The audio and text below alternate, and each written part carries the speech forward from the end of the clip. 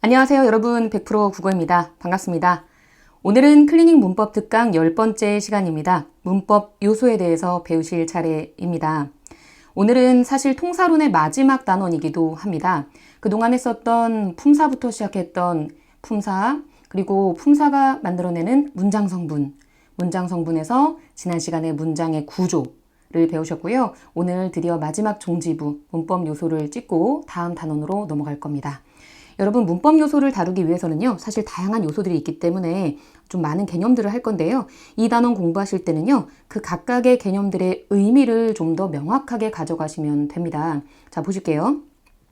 종결 표현이 뭐냐? 문장을 끝맺는 거다. 이렇게 먼저 명확히 하시고요. 높임 표현은 어떻게 높일 거냐에 대한 얘기입니다. 자, 그리고 시제는 과거, 현재, 미래 알고 있는 거 있지요. 여기에 좀 더 명확한 개념을 알려드릴 겁니다. 그리고 동작상 배울 거고요. 피동 표현과 사동 표현, 그 다음에 이어서 인용 표현과 부정 표현까지 모두 8가지. 제가 많다고 말씀드렸는데요. 사실은 겁먹을 거 하나도 없습니다. 왜냐하면 여러분이 이걸 이미 우리가 사용하고 있는 거고요. 거기에다가 개념들을 좀 명확하게 가져가는 시간이라고 보시면 되겠습니다.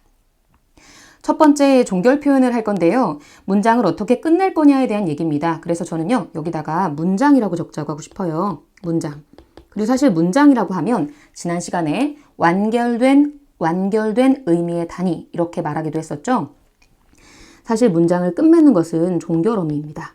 그래서 한국어는 끝까지 들어야 돼요 라는 말도 있듯이 이 종결, 문장을 끝내주는 종결어미의 역할이 굉장히 중요합니다. 그래서 그 종결어미를 가지고 5가지 문장의 종류로 나누게 되는 겁니다. 그러면 평서는 뭐냐? 제가 사전을 다시 찾아보니까요. 평자가 평평할 평자라고 나와 있습니다. 평평할 평, 평범하다라는 의미도 있습니다. 그래서 평범한 서술 이렇게 보시면 되고요. 요게 뭐뭐뭐뭐다라고 우리가 흔히 쓰는 그런 문장입니다. 물론 다라고만 끝나지 않고요. 뭐뭐요라 끝나기도 하고요. 심지어 뭐뭐오라고 끝나기도 하는데요. 어쨌든 평범한 서술이라고 이해하시면 됩니다. 대표적인 종결어미로는 다가 있다 이렇게요. 의문문은 벌써 느낌이 오실 거예요. 아, 그럼 의문문은 의문을 던지는 그런 거죠. 이렇게 해서요. 저는 니라고 할 텐데요. 니 말고 마찬가지 뭐뭐요 라고 물어볼 수도 있고요. 그리고 까라고 물어볼 수도 있겠죠. 뭐뭐가 라고 물어볼 수도 있겠고 말이죠. 자, 개념을 잡아가세요. 의문을 던지는. 그런데 사실은요. 여기서 좀 더 심화로 갑니다. 특히 고등학교 기출문제에 많이 나오는 질문인데요. 의문문의 종류는 3가지가 있습니다. 첫 번째, 설명 의문문. 제가 일단 적어볼 테니까요. 이게 무슨 뜻일까 여러분 한번 생각을 떠올려 보시기 바랍니다. 이게 무슨 뜻일까? 설명 의문문, 판정 의문문, 그리고 3번째가 수사 의문문입니다. 자, 어떻게 좀 개념을 이렇게 받아들일 때 뭐다라고 느낌이 먼저 생기는 게 있으신가요? 그 느낌과 지금 제 설명을 결합시켜 주세요. 갑니다. 설명 의문문은요. 설명을 요청하는 의문문입니다. 무슨 말이냐면 누가, 언제, 어디서와 같은 것을 의문사라고 하는데요. 이렇게 물어보면 저 사람 누구예요? 오늘 어디서 만나요? 이거 어떻게 해야 돼요? 라는 질문을 여러분이 들으신다면 설명을 해야 되겠죠? 저거 누구예요? 저 사람 누구예요? 이거 어떻게 해야 돼요? 라고 설명을 하는 거기 때문에 그 대답이 설명을 하게 되는 거는 설명 의문문이다. 이렇게 이해하시고요. 판정은 예냐, 아니오냐, 응 또는 아니 이렇게 예스냐, 노냐 대답을 요청하는 것이 판정 의문문입니다. 그러면 수사는 뭐냐면요. 수사가 말을 꾸민다라는 의미가 있어요. 그러니까 굳이 대답하지 않아도 되는 것들이 있습니다. 낙화라는 시가 있습니다. 가야 할 때가 언제인가를 알고 가는 이의 뒷모습은 얼마나 아름다운가 이렇게 끝나거든요. 그러면 얼마나 아름다운가 라고 물었으니까 얼마나가 의문사니까 얼마나 아름다워요 이렇게 답할 필요는 없는 거죠. 정말 아름답다. 가야 할 때가 언제인가를 알고 가는 이의 뒷모습은 얼마나 아름다운지 라고 말이죠. 이렇게 3가지 의문문을 개념으로 챙겨가세요. 설명을 요청하는 것은 설명 의문문, 예, 아니요 이렇게 판정하는 것을 판정 의문문, 그리고 수사 의문문은 굳이 대답할 필요가 없다 이렇게 말이죠. 자, 그 다음 명령문 벌써 느낌 오시죠? 명령을 하게 되는 문장입니다. 그래서 어떤 식으로 주로 끝나냐면요. 알아, 잡아라 이렇게 또는 먹어라 이렇게 그리고 저는 여기다가 이제 청자에게라는 말을 쓰고 싶어요. 청자에게 시키는 겁니다. 물론 화자는 하지 않습니다. 반면에 청유문은요, 뭐뭐 하자라고 해서요, 화자와 청자가 함께 하는 겁니다. 그래서 좀 더 부드럽죠. 명령이 시키는 의미가 있다면 뭔가 요청하고 부드럽게 이렇게 유하게 요청하면서 부드럽게 이렇게 하자 이렇게 하는 거죠. 그래서 화자와 청자가 이 경우는 함께 하게 됩니다. 우리 이렇게 어디서 만나자, 함께 만나야 되겠죠. 그리고 감탄문은요, 뭐뭐로구나 이런 식으로 끝나게 되는데요. 이것은 청자를 딱히 의식하지 않습니다. 독백조로 내뱉는 거라 보시면 돼요. 날씨가 맑구나 이렇게 말이죠. 자, 여기까지가 문장의 종결 표현이었습니다. 어려우셨나요? 할만하셨죠? 평범한 서술, 의문을 제기하는 것, 명령하는 것, 청하는 것, 감탄하는 것 이렇게 5가지가 있습니다. 여러분 참고로 그리고 하나 더 알고 가세요. 사실 이런 것들을 뭐라고 하냐면요. 문장의 형식이라고 합니다. 여러분은 지금 문장의 형식을 배운 거예요. 그런데 이 겉으로 드러나는 이 형식들 있잖아요. 이렇게 뭐뭐로구나, 뭐뭐하자 이런 형식들, 이렇게 드러나는 이 형식들 말입니다. 이 형식들이요. 이 내용과 반드시 일치하는 건 아닙니다. 참고로 알고 있어 주세요. 그러니까 예외적으로 형식과 내용이 일치하지 않는 경우가 있다. 무슨 말이냐면요. 예를 들어 볼게요. 의문문은 질문을 하는 거잖아요. 그러니까 예를 들어서 의문문은 질문을 하는 것인데 의문을 제기하는 거죠. 그런데 이게 일치하지 않는 경우가 있다. 즉 질문이 아닌 경우도 있다. 예외적으로요. 그러니까 우리 지금 밥 먹지 않을래? 자, 이거 밥 먹지 않을래? 라는 건 같이 밥을 먹자는 거죠. 그리고 너무 추워요. 창문이 열려 있습니다. 너무 춥지 않니? 너무 추운지 춥지 않은지 뭐 이렇게 물어보는 게 아니라 창문을 닫아달라는 요청입니다. 그래서 형식과 내용이 일치하지 않을 수도 있구나라는 걸 참고로 알아두시기 바랍니다. 자, 다음 높임 표현으로 갈게요. 사실 우리나라는요. 자랑스러운 동방예의 지국입니다. 예의를 정말 중시하는 나라라는 거죠. 그래서 사실 이 높임 표현이 좀 중요하고요. 되게 잘 발달되어 있어요. 그런데 일단 3가지를 하기 앞서서 여러분 그림을 저와 함께 그려보실게요. 이렇게 말하는 사람입니다. 좋아하는 캐릭터를 그리셔도 됩니다. 그리고 여기다가 이렇게 듣는 사람입니다. 네, 이렇게 잘 듣고 있죠. 자, 그리고 요 말하는 사람이요. 이렇게 말풍선 하나 그리겠습니다. 이렇게 말을 할 거기 때문에 아마 저와 함께 수업한 친구들은 이거를 많이 그려보셨을 거예요. 제가 설명하다 보니까 제가 경력이 좀 오래되지 않았습니까? 이제 많은 것들을 보다 보니까 이게 가장 이미지화 시키는 게 기억에 오래 가더라라는 걸 깨닫게 되었어요. 그런데 이게 제 생각만은 아니더라고요. 여러분 꼭 알아두세요. 이미지로 하는 것이 굉장히 도움이 많이 된다라고 말이죠. 그래서 예전에 그 EBS의 다큐로 공부의 왕도라는 프로가 있었는데 여기서 전교 1등 학생이 시를 공부할 때 그림을 그리면서 하더라고요. 시간이 남는 게 아니잖아요. 하지만 이미지화 시키면 오래 각인이 됩니다. 여러분 이 이미지 지금 이렇게 딱 들어오셨나요? 말하는 사람이 있고요. 말풍선이 있고요. 듣는 사람이 있습니다. 그리고 그 말을 자세히 들여다보면요. 모든 말에는요. 우리 지난 시간에 문장의 구조 했잖아요. 모든 문장에는 주어가 있습니다. 주어. 물론 그 주어를 서술해주는 말이 있겠죠. 그래서 주어하고 서술어가 짝꿍이잖아요. 주어하고 서술어가 이렇게 짝꿍인데 어쨌든 이 주어를 높이는 것. 이 주어를 높이는 게 바로 주체 높임법입니다. 주체 높임법. 주체 낮춤법은 없습니다. 무조건 높이는 거고요. 근데 문장에 이 주체할 때 주자가요. 주인 주자인데요.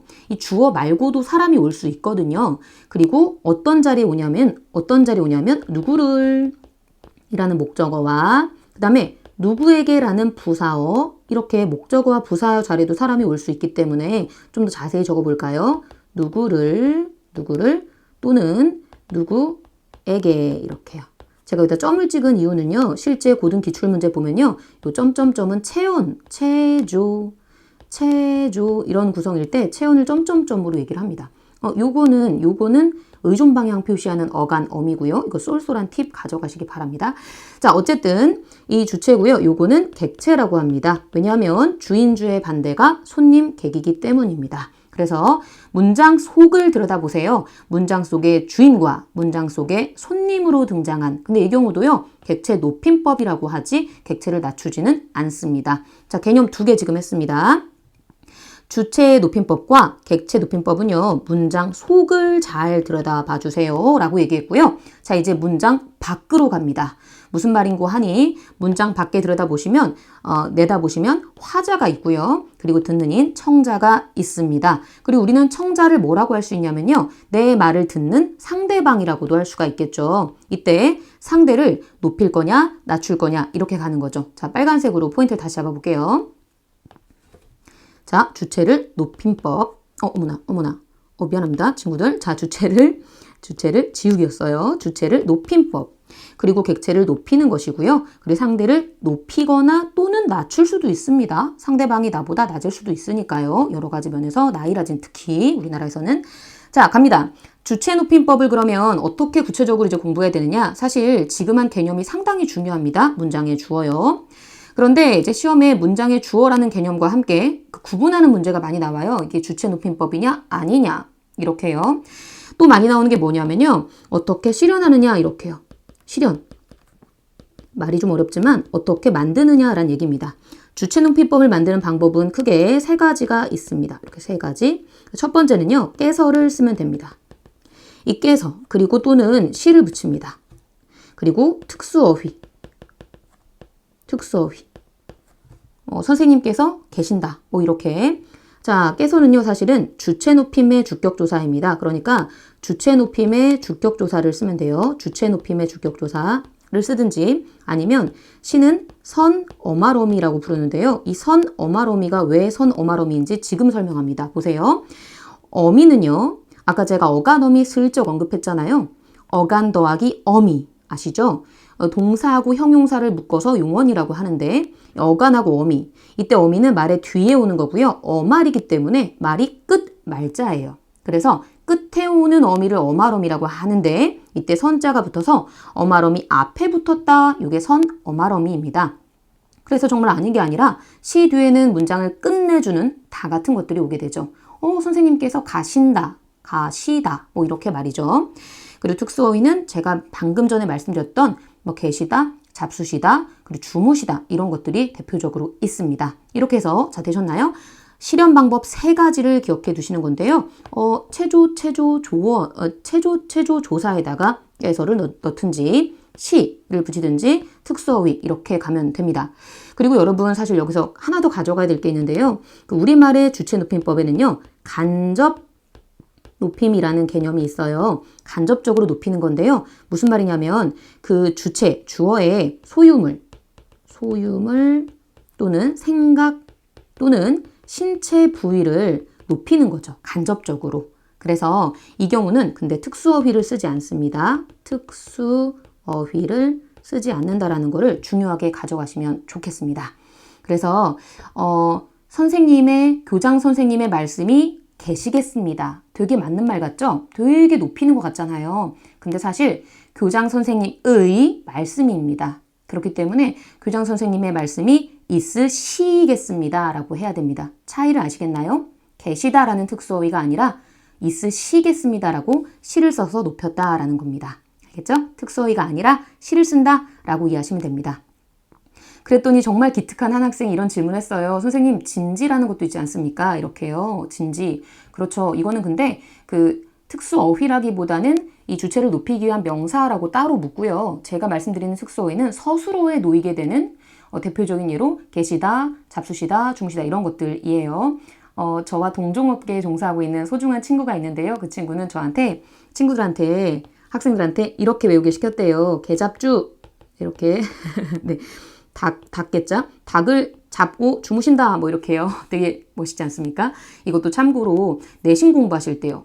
수능이라든지 기본적인 어떤 중등 수준에서는 기본적인 개념만 가져가는 거고요. 내신에서 파고드는 공부하실 때 있잖아요. 이때 한번 활용해 보세요. 자, 어쨌든 객체 높임법으로 우리는 가려고 합니다. 객체 높임법도 마찬가지 실현 방법이 있는데요. 객체 높임법의 실현 방법은 세 가지는 아니고요. 두 가지입니다. 깨를 붙이든지 아니면 특수어휘를 쓰는 것입니다. 정말 아닌 게 아니라 우리 아까 여기 다시 한번 포인트 잡아볼게요. 누구에게 라는 말이 있는데요. 선생님을 을은 높일 수가 없습니다. 그런데 선생님께라고 해야 되겠죠. 에게가 아니라. 그래서 깨라는 부사격 조사를 붙여야 되는구나. 이렇게 여기다 써볼게요. 깨는 부사격 조사입니다. 이렇게 부사격 조사를 붙이거나 또는 특수어휘를 똑같이 쓸 수가 있습니다. 어떻게 하냐면요. 할머니를 모시고 가자. 이렇게 모시다. 이런 식의 단어를 우리가 이미 쓰고 있습니다. 자, 그리고 마지막 상대 높임법인데요. 상대가 누구냐에 따라서 달라지는 거잖아요. 그리고 제가 한국말은 끝까지 들어봐야 돼요 라고 했는데요. 이 상대 높임법의 실현 방법은 상대 높임법의 실현 방법 똑같이 가거든요. 이렇게 실현 방법 하나씩 지금 하고 있잖아요. 상대 높임법의 실현 방법은 바로 종결 어미입니다. 문장을 어떻게 끝내느냐 이렇게요. 그래서 그 종결 어미에 따라 이 두 가지로 나눠서요. 격식을 잘 갖추고 종결하는 것들이 있어요. 그리고 격식이 있다면 격식이 아닐 수도 있겠죠. 그래서 아닐 비자를 붙여서 비격식체입니다. 이때 격식을 갖춘다는 말은요. 공식적인 자리다라고 이해하시면 됩니다. 그래서 격식을 갖춰야 하는 공식적인 자리, 뭐 뉴스 보도라든지 회의라든지 여러분 나중에 면접 보실 때 저는 누구인데요 이런 말투보다는 안녕하십니까 저는 누구입니다 이런 말투가 좋고요. 저는 사실 수업도 공식적인 담화 상황이라고 인지하기 때문에 저희 수업에는 늘 이렇게 존댓말을 하고 있습니다. 어쨌든 하십시오체부터 가장 높이는 것부터 갑시다. 하십시오체 그 다음에 높이긴 높이는데요. 이 십시 빼고요. 하오체 이렇게 하고요. 낮춰봅니다. 이렇게 하게 점잖게 낮추는 말투 그리고 헤라체 이렇게 말이죠. 이렇게 네 가지가 있습니다. 그리고 비격식으로는요. 편하게 이렇게 해요. 우리가 많이 쓰고 있죠. 이렇게 해요. 해요체 요를 빼봅니다. 요 빼면 됩니다. 해체 이렇게 합니다. 그래서 저는 이렇게 한번 표시해 볼게요. 플러스 2개. 높인다는 뜻인데요. 많이 높인다. 그래서 여러분 가지고 있는 문법 책에서는 아주 높임이라고 나올 거고요. 그 다음에 하우체는 플러스 하나만 가겠습니다.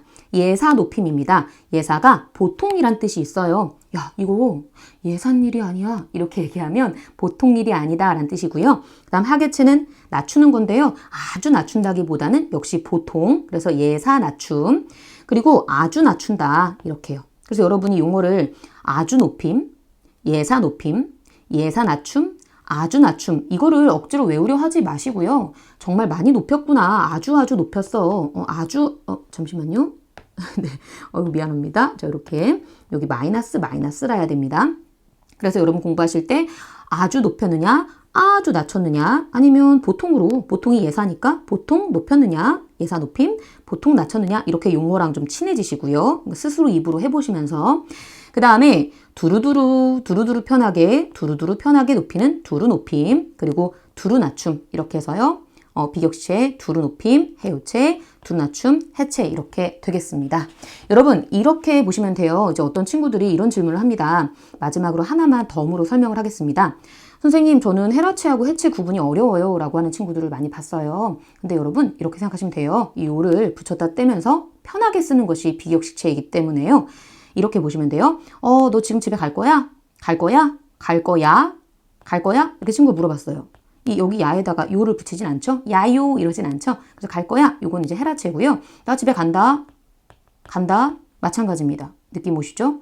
헤라체죠. 네. 그래서 생각보다 우리가 헤라체하고 해체를 많이 쓰고 있다. 그 다음에 우리 너 이거 해 이런 식으로 말할 때는 이제 해체라고 볼 수가 있겠고요. 자, 그러면 여기까지가 종결 표현과 높임 표현에 대한 얘기고요. 다음 장으로 넘어가 봅니다. 여러분 이번에는 제가 시제에 대해서 얘기하려고 하는데요. 하기 전에 개념을 명확히 잡고자 아까처럼 이미지라기보다는 표를 한번 나타내 볼게요. 이렇게 여러분 기준은 발화시입니다. 발화는 말한다라는 뜻인데요. 말하는 시간이 기준입니다. 그리고 시간이 제가 이렇게 흘러간다고 할게요. 이렇게 과학에서는 제가 최근에 과학이 재밌어서 읽고 있는데요. 과학에서 시간의 흐름은 허구다 이렇게 말하기도 하는데 이거는 제가 범접하기 어려우므로 일단 시간이 흘러간다라고 해놓고요. 과거, 현재, 미래 이렇게 흘러간다고 해놓을게요. 자, 어쨌든 이 상태에서요. 발화라는 개념을 명확히 잡아주세요. 개념부터 꽉 잡는 게 순서입니다. 발화는 말입니다. 말. 그리고 시는 시간입니다. 말하는 시간입니다.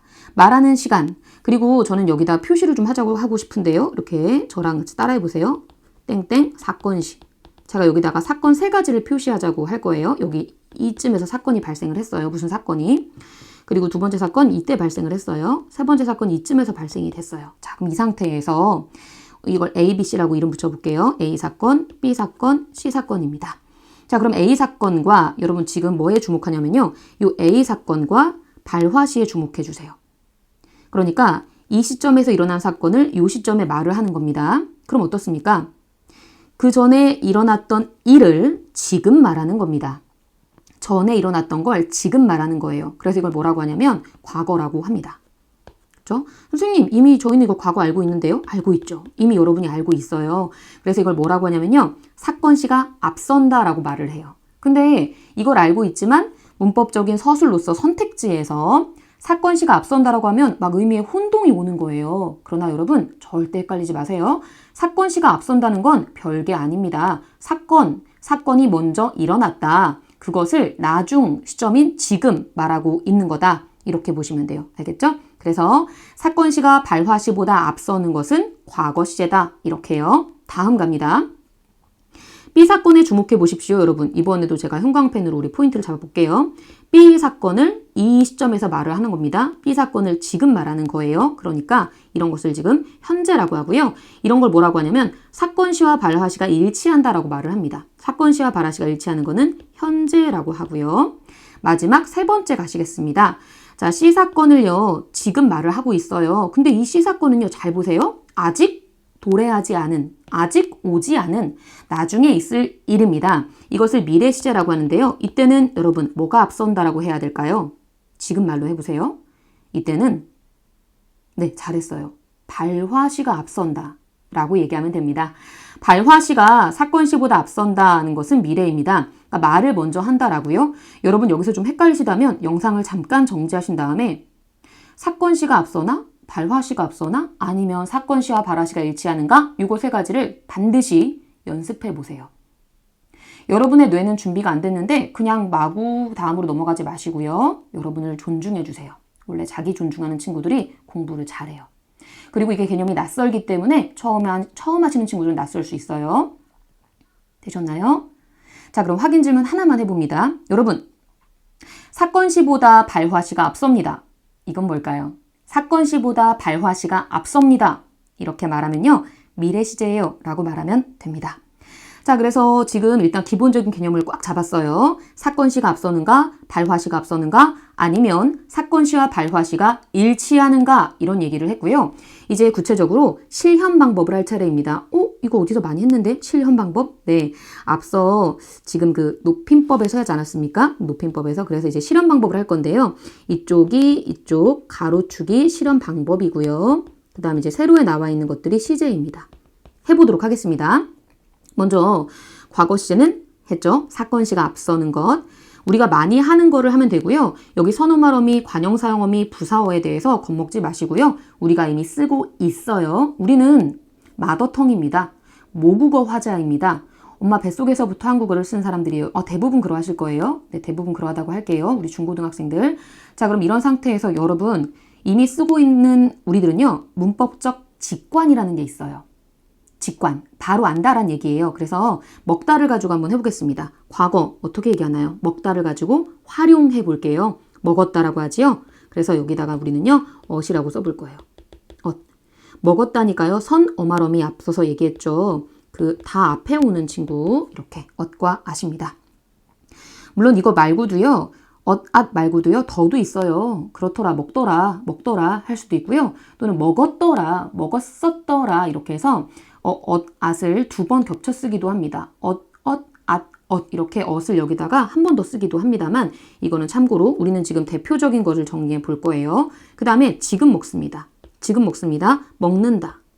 또는 달린다 이런 것도 있어요. 니은을 그냥 쓸 수도 있습니다. 그 다음에 나 내일 이거 먹겠다. 네, 이렇게요. 그 다음에 이런 경우도 가능해요. 나 이거 먹으리라. 이렇게 해서 리를 붙이기도 합니다. 대표적인 것들 적고 있습니다. 자, 그리고요. 이거 관형사용어미가 뭐냐 개념부터 확실하게 관형사가 명사를 꾸며주니까요. 이 명사를 꾸며주도록 하는 어미들이 있는 거잖아요. 은는더느를 했거든요. 그게 그대로 들어갑니다. 해볼게요. 이거 내가 어제 먹은 빵이야 라고 할 겁니다. 그죠? 먹은. 그 다음에 이거 내가 지금 먹는 빵이야. 나 이거 내일 먹을 거야. 먹을 빵이야. 이렇게요. 그래서 관용 사용은요. 뭔가 꾸며주는, 그러니까 뒤에 체온을 꾸며주기 위한, 그래서 이제 붙는 것들에 생각하시면 되는 거고요. 지금 우리가 한 은, 는, 을은요. 동사의 경우고요. 형용사도 한번 해보겠습니다. 형용사 예쁘다 가지고 해볼게요. 예쁘던 곳. 참 예쁘던 곳이 있었어. 나의 고향은 참으로 예뻤던 곳이야. 예쁘던. 그 다음에 지금 예뻐요. 예쁜 곳이야. 예쁜 이렇게요. 예쁠 이렇게 쓰진 않는 것 같아요. 예쁠 꽃 이러진 않는 것 같아요. 그래서 형용사는 던하고 니은을 형용사로 쓰게 되고요. 형용사와 동사의 구분은 여러분 그 고등 내신 때 나오게 되는데 이거는 세세하게 나누는 거 나중에 하시고요. 이거 동사 이렇게. 네. 그 다음에 부사어 하겠습니다. 부사어는요, 사실은 부사어의 개념은 이제 꾸며주는데 뒤에 용언도 꾸며주고요. 문장 전체를 꾸며줄 수도 있지요. 그래서 부사어는요, 이런 식으로 들어가요. 어제 또는 오늘 그리고 자, 바로 가죠. 내일 이렇게 가는 겁니다. 그래서 과거, 현재, 미래. 근데 저는 여러분한테 추천드리고 싶은 방법 일단 뭐부터 확실하게 하시냐면요. 요거부터요. 선어말어미. 선어말어미를 먼저 명확히 잡아 놓으시고요. 네. 얻는 겟 이렇게요. 얻는 겟 이렇게요. 그냥 우스갯소리입니다만 얻는 겟 이렇게 하다 보니까 물론 먹었다, 먹는다, 먹겠다 이렇게 하시면 되는데요. 발음이 얻는 겟 막 이렇게 생각이 좀 되기도 하더라고요. 어쨌든 자, 그리고 넘어가기 전에 한 가지만 더 얘기해 볼게요. 여러분 잘 들으세요. 이건 심화입니다. 심화예요. 어타고 는하고 겟. 이 어타고 는하고 겟은요. 시제를 나타내긴 하는데 1대1로 매치되는 건 아니에요. 무슨 말이냐면 참고로 이 겟의 경우에 미래시잖아요. 하지만 미래시제로만 쓰이는 건 아니고요. 이럴 때도 쓸 수 있습니다. 나 이렇게 하겠다. 의지라는 의미를 가지고도 쓰일 수 있고요. 지금 그렇게 할 걸 하겠네. 지금이요. 지금 하겠네. 이렇게요. 그리고 어떤 가능성을 가리키기도 한다라는 거. 그래서 이런 다른 문법적인 기능을 쓰기도 하지만 의미론적인 것도 같이 가져간다라고 이해하시면 되겠습니다. 그리고 진행상 갈게요. 동작상 갈게요. 여러분, 동작상이요. 동작에 대한 모양입니다. 그래서 그 동작에 대한 모양, 상태가 어떠냐라는 건데요. 흔히 진행과 완료 두 가지로 나누고요. 뭐뭐하고 있다. 뭐뭐하고 있다. 어렵지 않죠? 뭐뭐하고 있는 건 진행하고 있는 상태입니다. 그런데 있다는 완료된 상태입니다. 예를 넣어보면 아주 쉽습니다. 하나의 벤치가 있다고 할게요. 자, 저기 앞에 벤치가 있는 걸 상상해 주세요. 누가 앉고 있습니다. 앉고 있다. 이거는 지금 진행하고 있는 상태예요. 저 사람 지금 앉고 있어요. 이렇게요. 근데 저 사람 지금 앉아 있어요. 라고 한다고 볼게요. 앉아 있어요. 이렇게 하면 앉는다라는 동작이 끝난 상태인 거죠. 여기다가 몇 가지만 더 추가해 볼게요. 다 먹었나요? 이렇게 했을 때 지금 다 먹어갑니다. 가다. 먹어가다. 또는 다 먹었나요? 제가 어떡하죠? 다 먹어버렸어요. 완료된 상태. 이렇게 하고요. 또는 뭐뭐 하면서 먹으면서 진행되고 있는 거죠. 근데 우리 이거 다 먹고서 가자 이렇게 하면 먹는 동작을 다 완료하고 가는 거예요. 여러분 고있다랑 어있다를 먼저 구분을 확실하게 해주시는데요. 이 고잇, 아잇 이렇게 하면요. 잘 안 외워져요. 고잇, 아잇 이렇게 할 필요도 없고요. 이미지 하나 그리세요. 벤치 하나 그리고요. 앉아있는 사람과 앉고 있는 사람을 비교하시면 돼요. 이거는 특히 수능을 준비할 때는 외운다기보다는 개념, 진행하고 있는 것, 완료하고 있는 것, 그런 상태야. 이 개념을 잡는 게 되게 중요해요. 이 세세하게 고있다, 어가다, 뭐뭐 하면서를 외우다가 정작 이게 뭐지? 이게 뭔데? 이런 개념으로 갈 수가 있거든요. 그래서 큰 줄기를 잡는 게 중요하다라고 말씀드릴게요. 우리 지금 시제 했고요. 시제는 발화시를 기준으로 해요. 언제 말하느냐. 그리고 동작상, 동작의 상태예요 라는 개념을 잡는 게 훨씬 더 중요하다라고 말씀드릴게요. 자, 피동 표현입니다. 개념 위주로 잡아두세요 라고 말하고 있는데요. 피동은 피자가 당하다라는 의미가 있어요. 우리가 원치 않게 피해를 당할 수 있잖아요. 해를 입다. 그래서 피자는 당하는 것이라는 의미가 있습니다. 이런 큰 의미를 갖고 가세요. 반대말은요. 스스로 하는 거예요. 누구한테 당하는 게 아니라. 그래서 능동입니다. 그러면 사는 뭐냐? 그 사자가 부리다라는 의미가 있어요. 시키다. 그래서 예전에는 그 관찰사라는 직책이 있었는데요. 왕의 심부름꾼으로서 이 도를 경기도 하면 그 도를 이렇게 돌아다니면서 순찰하면서 잘하고 있나 보는 사람을 관찰사라고 했습니다. 사가 시키다라는 뜻이에요. 그래서 사동은요, 시키는 것입니다. 그리고 반대말, 시키는 게 아니라 스스로 하는 것을 주동이라고 합니다. 자, 그리고 보세요, 여러분. 피동 표현은 뭐뭐하게 되다. 그렇게 됐어요. 그렇게 됐어요. 제 의지와 상관없이 그렇게 됐어요. 근데 사동은요, 그렇게 하다입니다. 그래서 대표적으로 이렇게 알고 하세요. 그렇게 됐어요. 이렇게 하면 나의 의지, 주체의 의지가 중요한 게 아닙니다. 그러나 사동 표현은 주체의 의지가 중요합니다. 왜냐하면 내가 그렇게 한 거거든요. 그리고 여러분, 단형하고 장형, 단형과 장 이걸 할 건데요. 이거는 뭐냐면 이거 두 가지는요. 실현 방법입니다. 오늘 실현 방법 많이 하네요. 어떻게 만들 거냐라는 겁니다. 피동을 만들기 위해서는 만드는 방법으로 단자는 짧게, 장자는 길게, 단장, 길고, 짧고, 길게, 짧고, 길게. 그리고 같은 말로써 사실 개념은 다릅니다만 이제 파생적이 좀 짧은 형태가 된다라는 얘기인데요. 파생이 뭐냐면 파 이제 갈라져 나와서 분파, 생기다 이런 의미입니다. 그러니까 이 파생이란 말은 새로운 단어가 생기면서 피동이 되는 것으로 뭐가 붙냐면요. 그 앞서서 단어 형성 배우셨죠? 단어 형성에서 접사 기억하십니까?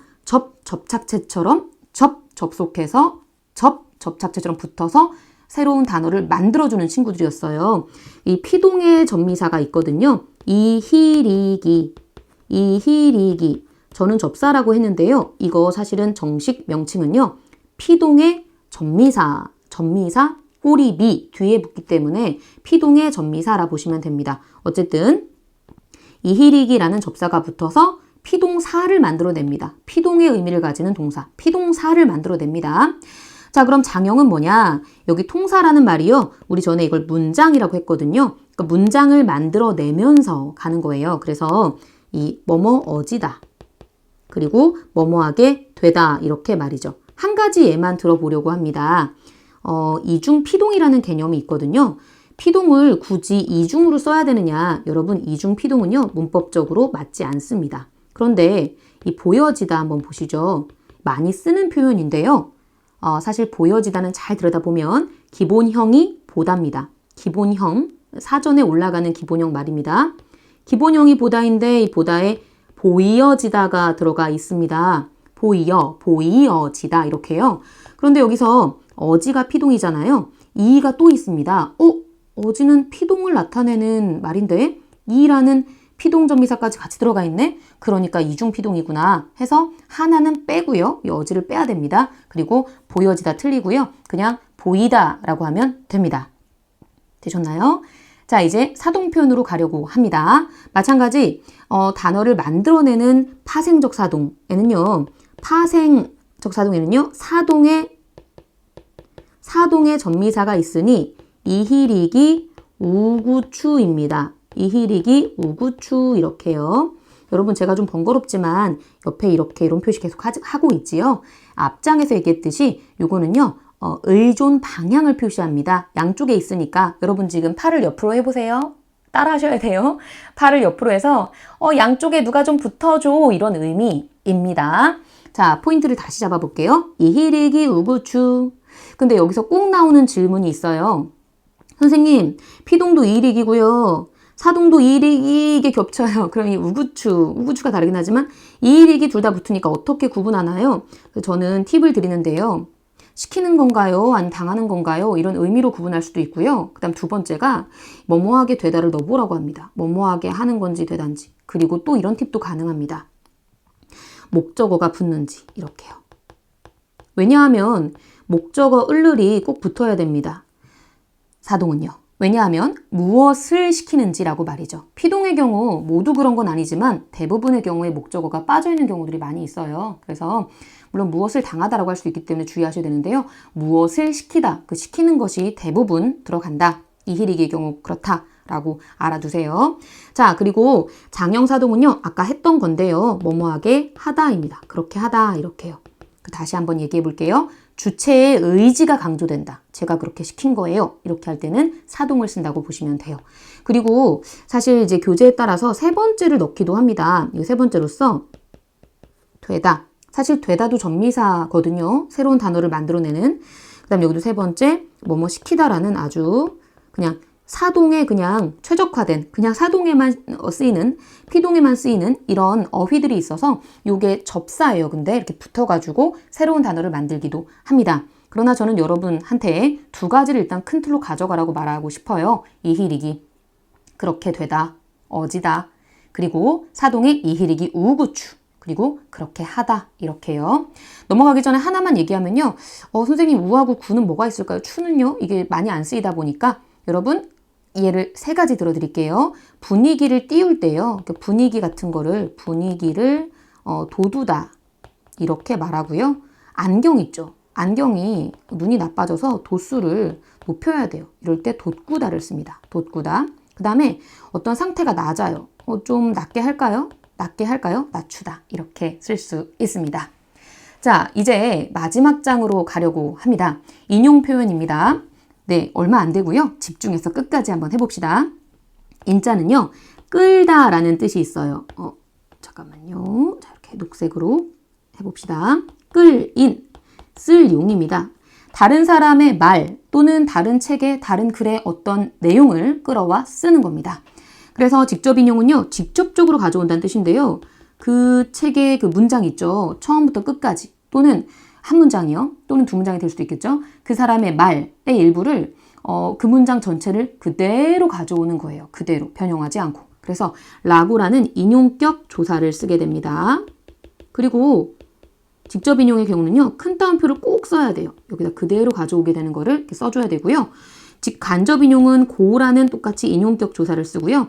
작은 따옴표를 쓸 수도 있고 뭐 아니면 안 쓸 수도 있습니다. 이렇게요. 어떤 게 고등학교 이제 시험 문제 나온 적 있는지 알려드릴게요. 자, 이렇게요. 어제 엄마가 큰 따옴표 내가 내일 갈게 라고 하셨다. 이런 문장이 있다고 할게요. 아들 또는 뭐 딸 내가 내일 갈게. 아들 내가 갈게. 너 누구야? 내가 내일 갈게 라고 하다고 합시다. 이게 직접 인용인데요.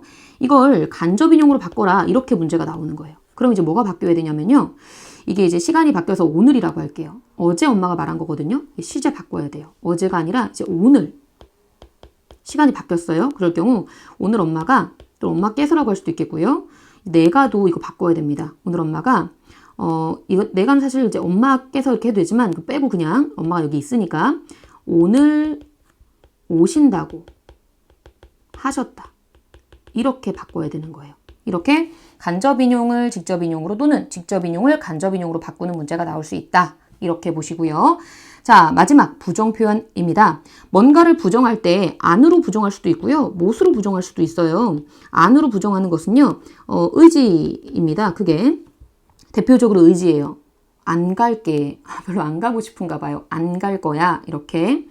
그런데 단순 부정도 있습니다, 여러분. 아니, 단순으로도 쓰여요. 무슨 말이냐면 그냥 단순하게 사실이에요. 그러니까 밖에 비가 안 온다. 의지가 아니죠? 안 온다. 단순 부정이고요. 못은 능력 부족입니다. 그러니까 내가 가고 싶은데 지금 너무 피곤해서 못 가겠어. 라든지 이렇게. 그리고 또는 외부의 원인. 지금 상황이 이러이러해서 나한테 문제가 있는 게 아니라 예를 들어서 오늘 비가 와서 소풍을 못 갔다. 체험학습을 못 갔다. 뭐 이렇게 할 수도 있는 거죠. 여러분 이거 두 가지로 나누는 것은요. 내용을 가지고 나누는 거고요. 그 다음은 형식으로 나눌 수도 있는데요. 짧은 부정문이라고 해서요. 근데 이거 그대로 하면 되거든요. 짧은 부정문은요.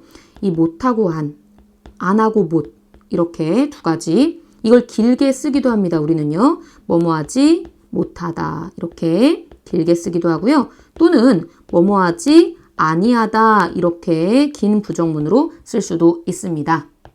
자, 마지막 한 가지만 덧붙여 볼게요. 여러분 청유하고요. 뭐뭐하자 맨 앞에 있었죠. 명령의 경우 부정문은 좀 독특한 형태를 취하게 되는데요.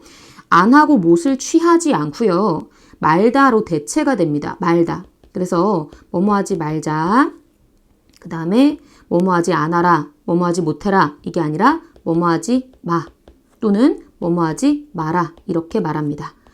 사실 우리가 말하라도 많이 쓰고 있거든요. 이것도 복수 표준으로 허용이 되었어요. 그래서 말하라도 가능하고요. 뭐뭐 하지 마요도 가능하겠죠, 당연히. 자, 됐습니다. 여기까지 지금 안 부정문과 못 부정문에 대해서 마무리 이렇게 했고요. 안과 못 부정문은 제가 내용으로 나눈 거고요. 형식, 짧은 형식과 긴 형식이 가능하다 이렇게요. 팁을 좀 드릴게요. 앞에서부터 제가 1번부터 표시한 거 있잖아요. 이렇게 1번부터 표시한 거. 이거를요. 혼자서 종결 표현 완전히 끝내는 표현이야. 높이는 표현 높이는 거야. 이걸 먼저 큰 틀을 잡아주세요. 그리고 그 옆에 나오는 밑에 나오는 이 개념들 평서, 의문, 명령, 청유, 감탄 이거 있죠. 요거를요. 옆에 뜻을 가리고 한번 말로 해보는 걸 추천합니다. 이렇게 스스로 개념을 되짚는 것이 매우 중요하기 때문입니다. 네, 오늘도 고생 많으셨고요. 여러분과 함께 이렇게 특별한 특강을 진행하게 되어서 매우 행복하고 감사합니다. 여러분 생기는 질문들은요. 저한테 따로 개인 연락처로 질문하거나 또는 수업 때 하거나 또는 이 유튜브 창 댓글로 남겨주시면 제가 시간 될 때 바로 답변하도록 하겠습니다. 수고 많으셨습니다. 감사합니다.